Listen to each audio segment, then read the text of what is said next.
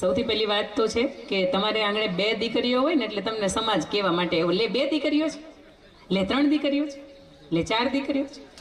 એટલે એને હસતા મૂકે એટલું કહેજો કે ઈશ્વરના દરબારની અંદર અમે એના સ્પેશિયલ અને અલગ કેટેગરીના લિસ્ટની અંદર આવનારા માણસો છીએ. એટલા માટે અમારી ઘરે 2, 3 અને 4 દીકરીઓ છે. હવે શું કામ એને હવે હું તમને વાત કરું. હરિવંશ પુરાણની અંદર ભગવાન શ્રી કૃષ્ણના બેન સુભદ્રાનો જ્યારે જન્મ થયો ત્યારે દેવર્ષિ નારદ નારાયણને પૂછે છે, પ્રભુ ઘરે દીકરીનો જન્મ ક્યારે થાય?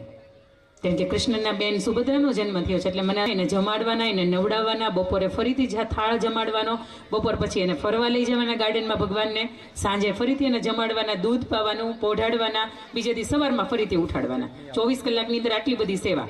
આવી સતત 3 વર્ષ સુધી કોઈ એક ભગવાનની તમે સેવા કરો, 111 તમે વૃક્ષ વાવો, 1111 તમે બ્રાહ્મણોને એક સાથે એક પંગતે સરસ મજાના લાડુની સાથે ભોજન જમાડો, 11,000 જેટલા તમે યજ્ઞો કરો અને 1 લાખ ગાયનું દાન આપો અને માતાજીની કૃપા થાવી હોય તો, આટલું તમારું પુણ્ય, આટલી ભગવાનની સેવા અને માતાજીની કૃપા થાવી હોય તો તમારી ઘરે એક લક્ષ્મી સ્વરૂપે દીકરીનો જન્મ થાય.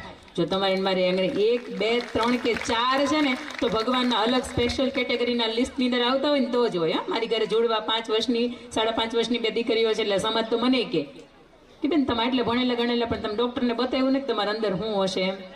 દીકરો છે કે દીકરી, 2 જોડવા હોય લગભગ બતાવી જ લેવાય. એક દીકરો ને એક દીકરી આવે કેવું સારું કા. અને એમાં હજી મને 60-70 વર્ષના બાની યારે મળવાનું થાય ને, હું એની યારે મોજ મસ્તીમાં આવું તો મને પૂછે કે 2 તમારી હોય? એમ કે હા. તો કે એક દીકરો આપ્યો તો કેવું સારું હતું કા. પણ હું બાને એમ કહું, બા એ બેના રાજમાં હું એટલી બધી અત્યારે સુખી છું ને કે મને લગભગ હવે ચિંતા નથી થતી કે મારી ઘર દીકરો નથી ને એનો મને જરીકે અફસોસ નથી. કેમ કે સંતાનની સ્વરૂપમાં શું આપવું ને એ માતાજીને ખબર છે. બીજું કે તમારે કાંડે કઈ ઘડિયાળ હારી લાગી ને એ તમે નિર્ણય લઈ શકો, પણ મારા હાથની આંગળીએ કયું સ્વરૂપ સારું લાગે ને એ માતાજીએ જ નિર્ણય લેવાનો છે કે એ આપણો ઈષ્ટદેવ છે ને એને નિર્ણય લેવાનો, અને એના નિર્ણયને વધાવો ને એ આપણો નિર્ણય હોય. બીજી વાત કે દીકરીઓ ક્યારે હોય મેં તમને એની વાત કરી. ઘરની આંગણે 2 હોય તો તમે અસંખ્ય લોકોના સમાજના મેળા સાંભળ્યા હશે, એટલા માટે કદાચ સાંભળ્યા હશે કે 18 વર્ષની થાય ને એટલે ઊંઘ ઉડી જાય. 18 તો પછી નહીં, હું તેમ કહું 12-14 વર્ષની થાય ને ત્યારથી જ ઊંઘ ઉડી જાય. એટલા માટે કદાચ ઉઠતી હશે કે આજના સમાજની વચ્ચે ઘરનો એ ચોક છે ને, ઘરનો એ 4 દિવાલ જ્યાં મા બાપ અને ભાઈ બહેન વસે છે, એ ચોક જ એવો છે કે જ્યાં દીકરીઓની સુરક્ષા છે. બાકી જગતનું હું એવું માનું છું કે એકે આંગણું એવું નથી કે જ્યાં દીકરીઓની કોઈ સુરક્ષા હોય. કારણ કે અત્યારે કોઈ હોસ્ટેલની અંદર તમે મૂકો છો તો ન્યાય કંઈક મેટરો આવે તમારી સામે કે ત્યાં દીકરીઓ પ્રવાસમાં જાય ને આ ઘટનાઓ બને.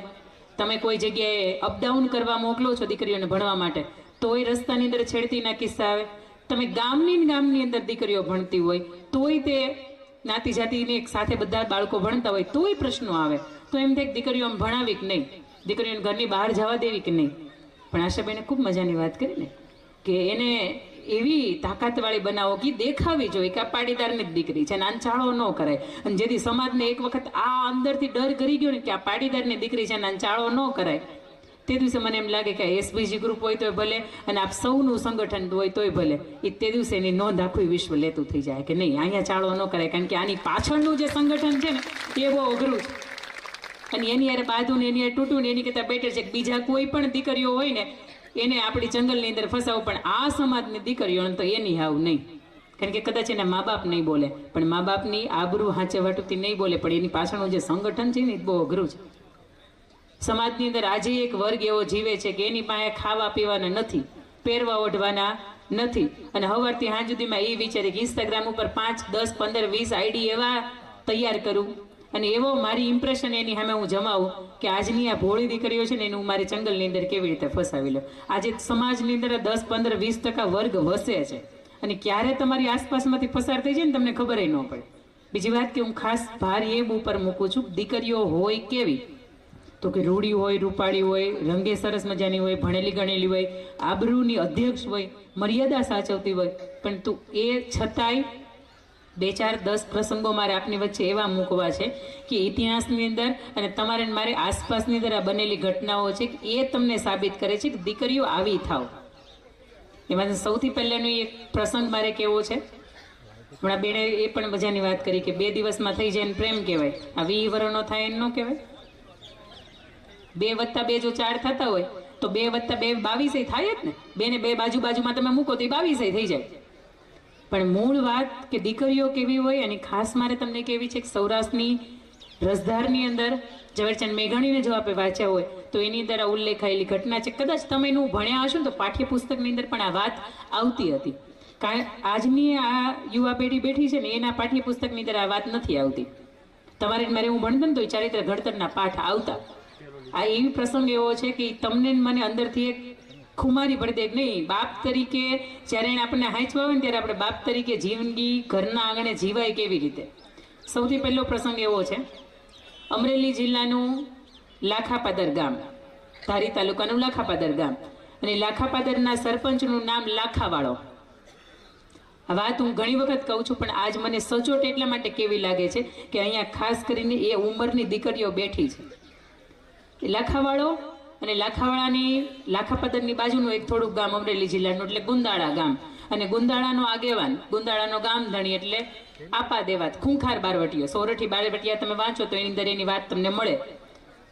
એ બારવટિયાને અને લાખાવાળાને વેર બંધાયું, અને લાખાવાળાને એવું બારવટિયાએ કીધું કે લાખાવાળા હવે તું જેથી ગામમાં નહીં હોય ને તેથી તું જોઈ લેજે, તું મારી યાર ભલે વેર બાંધે છે પણ જેથી તું ગામમાં નહીં હોય ને તેથી તારે ગામના ધજારા ન ઉડાડી નાખું ને તો હું લાખાવાળાની સામે ઉભેલો આપા દેવાતને.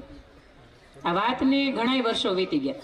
લાખેવાળો આખા દિવસ ઘરની બહાર ક્યાંય જાય નહીં, ગામની બહાર વધીને ક્યાંય જાય નહીં. વધીને જવું હોય તો ગામને છેડે સીમાડે જાય, પણ એનાથી વિશેષ આગળ ક્યાંય ન જાય. કારણ કે એને ચિંતા હતી કે મારે એકની સાથે વેર બંધાયું છે ને તો મારી અનુપસ્થિતિની અંદર મારા ગામની હાલત શું કરી નાખે. ને એમાંય મારે તો સ્ત્રી પાત્ર નથી, મારી ઘરે તો હવે 12-14 વર્ષની એક જ દીકરી છે. એની ચિંતા હતી કે મારાથી હવે ગામની સામે વેર નહીં બંધાય. વર્ષો પછી જ્યારે કોઈ વ્યક્તિનું કામતરું થઈ ગયું, એ વ્યક્તિનું કોઈનું દેહાંત થઈ ગયું, એના નજીકનો એ માણસ, એટલે એને ગામની બહાર જવું પડે. અને લાખાવાળો જ્યારે પહેલી વાર વર્ષો પછી જ્યારે ગામની બહાર પગ મૂકે ને એટલે આપા દેવાતને કોઈ એવું કહે કે લાખાવાળો આજ ગામમાં નથી, અને હવે એ ગામને ભાંગી નાખવાની, ગામને લૂંટી લેવાનો બરોબરનો સમય છે, અહીંયા હવે આપણે લૂંટી લેવું જોઈએ. એટલે એની આખી સમગ્ર એને સૈનિકોની ટીમની સાથે આવે, લાખાપાદર ઉપર બરાબરનો એમાં કબજો કરે, એની ઉપર ગામ આખું ભાંગી નાખે, એના માલ મિલકત ઢોર ઢાકર બધું લૂંટીને લઈ જાય. આ વાતની દીકરીને ખબર હતી કે મારા બાપુ છે ને એને કોઈ વ્યક્તિની સાથે વેર બંધાયું છે. અને આપા દેવાત એવું વિચારે કે લાખાવાળો ગામની હાજર છે ને, હવે એના ઘરની અંદર જઈને, એના ફળિયાની અંદર જઈને જો કોઈ માલ ઢોર કે વછેડો કે કોઈ બાંધ્યું હોય ને તો એને હું લઈ આવું ને તો એ કાલે સવારમાં એનું નાક કપાઈ જાય કે ગામને તો લૂંટી ગયું પણ મારા આંગણાની અંદર એ વસ્તુ ન રહેવા દીધી, એને લૂંટી ગયો. આપા દેવાત આવે, ગામની અંદર આવે, ગામની અંદરથી એના ઘરની માલિપા આવે, એના ફળિયાની અંદર ઊભો એવું કે એ લાખાવાળા, આમ તો તું એવું કહેતો તો બહુ મોટી વાતે કરે છે કે મારી હાજરી અંદર મારા ગામને કાંઈ થવા નહીં દો, તું જો એક વખત મેં તારા ગામને ભાંગી નાખ્યું, તારા ગામની અંદર જેટલી સમૃદ્ધિ હતી હું લૂંટીને લઈ જાઉં છું, વૈધું તારું ઘર અને વૈધો તારો વછેરો, જેને તે બાંધ્યું છે ને તારા ફળિયાની અંદર એને પણ હું આજે લઈ જાઉં છું. તું જો, તને ખબર પડે કે ગામની અંદર કોકની અરે વેર કેમ બંધાય, પણ લાખાવાળા તારા કાંડાની અંદર એટલી તાકાત રહી નથી કે તું તારા ગામને બચાવી શકે. આ વાત અંદરથી એની 14 વર્ષની દીકરી હીરબાઈ વાળા સાંભળે કે બાપની વિરુદ્ધમાં કોક બોલે છે. અંદરથી ધ્રુજારી છૂટી જાય, આમ અંદરથી એમ સનસનાટી થઈ જાય, બાપની વિરુદ્ધમાં બોલવા વાળું કોણ? અને પહેલી વખત એને જોયો હતો, એને તો ખબર નહોતી કે માણસ કોણ છે. અને હળવેકથી પોતે જ્યારે પોતાનું ભાલું હતું એ દિવાલના ટેકા ઉપર મૂક્યું અને વછેરો છોડવાની તૈયારી કરતો હતો, ને હળવેકથી પાછળથી છુપા ડગલે આવે અને એનું ને એનું ભાલું લઈને પાછળથી એવું એને પીઠમાંથી મારે કે ન્યાન્યા ધૂળ ચાટતો થઈ જાય. આ 14 વર્ષની દીકરીની તાકાત છે. અત્યારે 14 વર્ષની દીકરી દિવાલે ગરોળી નીકળી હોય ને તો એમ કે મમ્મી દોડો, આ નો ભેગું થાય ભાઈ, નો ભેગું થાય. આ ભેગું કરવા માટે તો અંદરના કેટલી આ હૃદયની અંદર હિંમત જોઈ.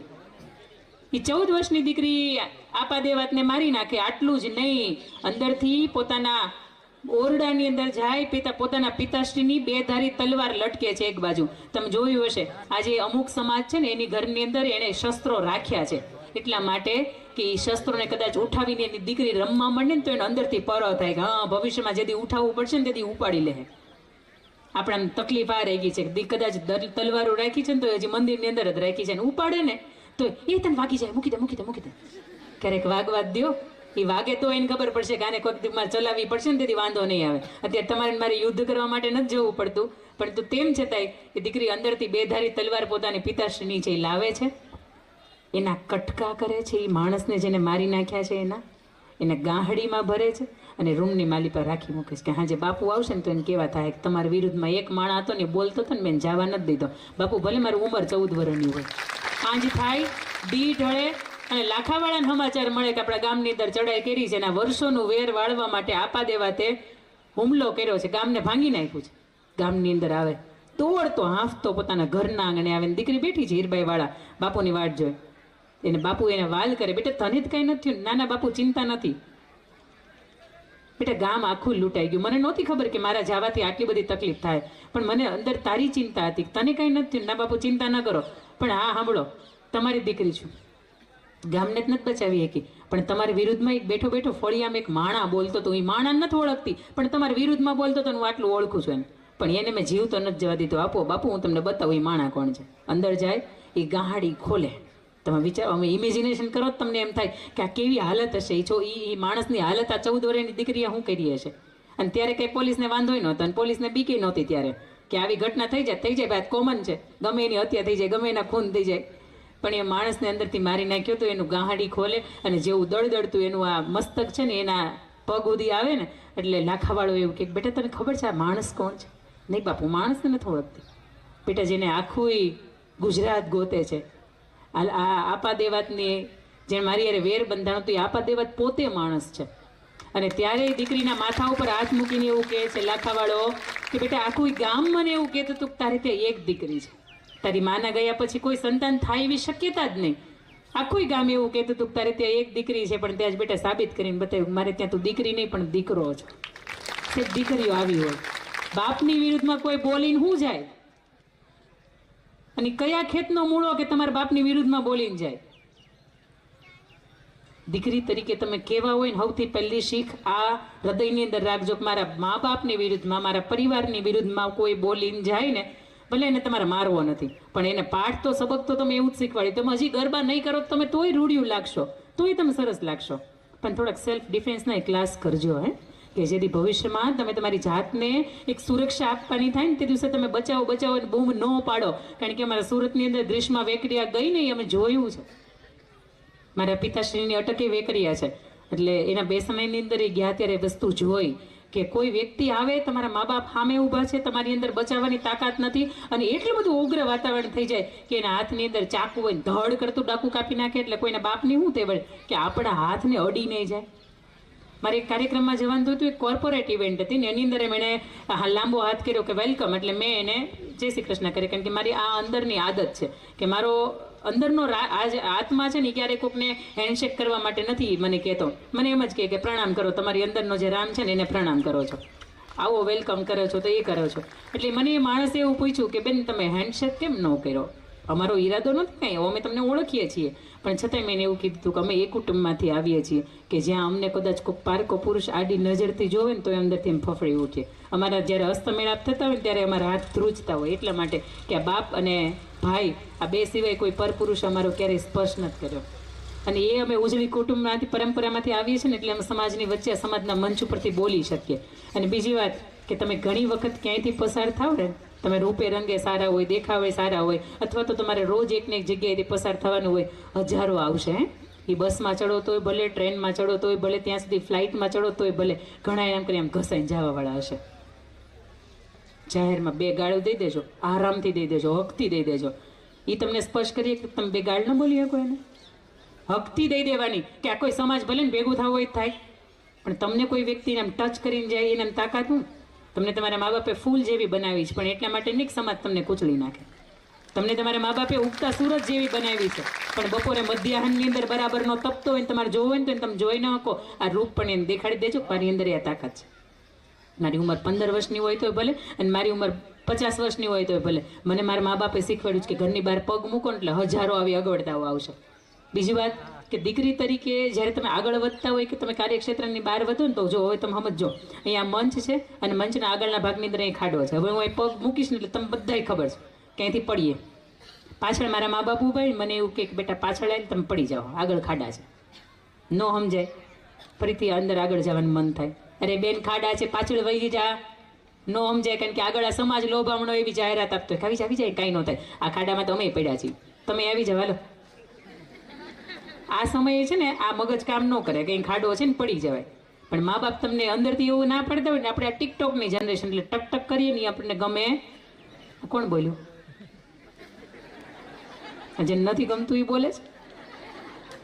આ ટકટક કરે એ ગમે નહીં, પણ એ મા બાપ કહે છે ને એને ખબર છે કે અહીંયા ખાડો છે ને ત્યાં પડી જવાય, અને ત્યાં પડ્યા પછી આ 5 પગથિયા કોકના હાથ કોક દઈને તયું ઉપર અવાય, બાકી ત્યાં સુધી અવાય નહીં. અને આ ખાડામાં ગયા પછી કાદવ ને કીચડવાળા જ થાય, બાકી ઉજળા ન દેખાય. ઉજળું દેખાવું હોય ને તો મા બાપની હારે અહીંયા ઊભા હોય ને તો તમે ઉજળા